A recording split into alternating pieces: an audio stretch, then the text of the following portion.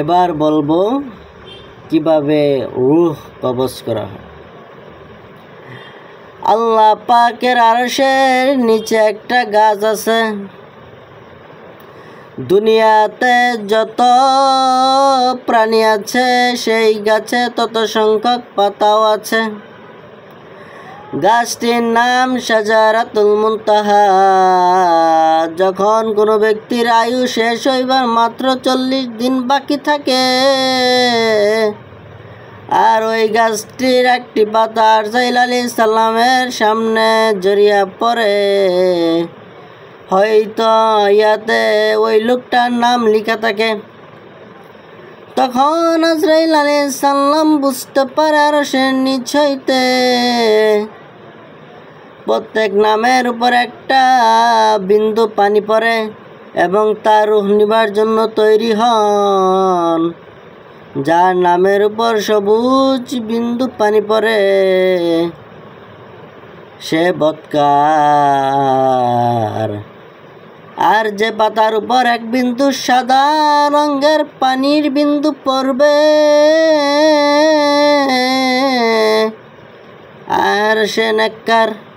হুজুর পাক সাল্লাল্লাহু আলাইহি সাল্লাম বলেন, জবান যখন বন্ধ হয়ে যাবে তখন তার নিকট 5 জন ফেরেশতা আছে। প্রথম ফেরেশতা এসে বলে, ওহে আল্লাহর বান্দা, আমি তোমার রিজিকের ব্যবস্থা করতাম আর সারা জান ঘুরিয়াও তোমার এক লুকমা খাদ্য আনিতে পারলাম না। তোমার রিজিকের দরজা বন্ধ হয়ে গেছে। দ্বিতীয় ফেরেশতা এসে বলে, ওহে আল্লাহর বান্দা, আমি তোমার পানির ব্যবস্থা করে আসছিলাম আর সারা জাহান ঘুরিয়াও তোমার জন্য এক বিন্দু পানি পাইলাম না। তৃতীয় ফেরেশতা এসে বলে, ওহে আল্লাহর বান্দা, আমি তোমার চলাফেরার ব্যবস্থা করতাম আর সারা জাহান ঘুরিয়াও তোমার জন্য এক কদম জায়গাও পাইলাম না। চতুর্থ ফেরেশতা এসে বলে, আল্লাহর বান্দা, তোমার শ্বাস প্রশ্বাসের ব্যবস্থা আমি ছিলাম আর সারা জাহান ঘুরিয়াও তোমার শ্বাস ফেলিবার একটু জায়গা আমি পাইলাম না। অবশেষে পঞ্চম ফেরেশতা এসে বলে, ওই আল্লাহর বান্দা, তোমার হায়াতের ব্যবস্থা আমার হাতে ছিল আর সারা জাহান ঘুরিয়াও আমি তোমার জন্য এক মুহূর্ত হায়াত পাইলাম না। তাই আমরা সবাই বিদায় হয়ে নিলাম। ইয়ার পর কিরামান কাতিবিন ফেরেশতা এসে বলে, ওই আল্লাহর বান্দা, আমরা তোমার নেকিবতী লিখিয়া রাখিতাম,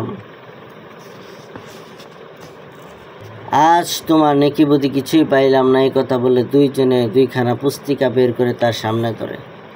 তখন তার শরীর হইতে ঘাম বের হয়। 2খানা পুস্তিকা বের করে সামনে রেখে তখন তার শরীরে ঘাম বের হইতে থাকে। আমল নামা পড়ার বই ভিতরে ডানে বামে তাকাইতে থাকে। তখন ফেরেশতারা চলে যায়, আরজাইল আলাইহিস সালামের হাজির হয়ে যায়। তখন ডান দিকে রহমতের ফেরেশতা থাকে, বাম দিকে আযাবের ফেরেশতা থাকে। বাম দিকে আযাবের ফেরেশতা নেককার হইলে রহমতের ফেরেশতাগণকে ডাক দেওয়া হয়, বদকার হইলে আযাবের ফেরেশতাগণকে ডাক দেওয়া হয়। দুনিয়াতে সবচেয়ে কঠিন সময় হলো জান কান্দানির সময়। তখন চক্ষু 2টি খাড়া হয়ে যাবে, নাকের ছিদ্র মোটা হয়ে যাবে, ঠোঁটে 2খানা লটকিয়ে যাবে, ঠোঁট 2খানা লটকিয়ে যাবে, চেহারা হলুদ হয়ে যাবে, নখগুলি সবুজ রং ধারণ করবে, কপাল হইতে ঘাম বাইর হইবে, জবান বন্ধ হয়ে যাবে, কিছু জিজ্ঞাসা করলে উত্তর দিতে পারবে না। মাল দৌলত, ছেলে মেয়ে, আত্মীয় স্বজন, বন্ধু বান্ধব, ঘর বাড়ি যা ত্যাগ করে যাইতেছ সবই খেয়াল আসিবে। মনে হইবে হাইরে জীবন বৃথাই কাটিয়েছে। শিরাগুলো শিথিল হয়ে যাবে, আসবে আশাভঙ্গ হয়ে যাবে, অঙ্গ প্রত্যঙ্গগুলো কিছু হয়ে যাবে। ছেলে মেয়ে আত্মীয় স্বজন তাকে বিদায় দিবার জন্য দৌড়িয়ে আসবে। পানির পিপাসায় কলিজাটা ফাটিয়া যাবে। মনে চাইবে সাত দরিয়ার পানিও যদি মুখে ঢালিয়ে দেওয়া হয় তবু বুঝি পিপাসা যায় না।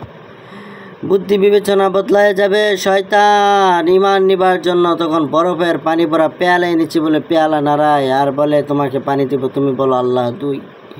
তাহলে এই ভয়ানক কষ্ট হইতে তুমি রেহাই পাইবে। নেককার বন্দোবস্ত হইলে তাকে ডান পাশে দেখতে পাইবে। সে বলবে, তুমি ওই পানি পান করে তুমি বলো লা হাওলা ওয়ালা কুওয়াতা ইল্লা বিল্লাহিল আলিয়্যিল আযীম।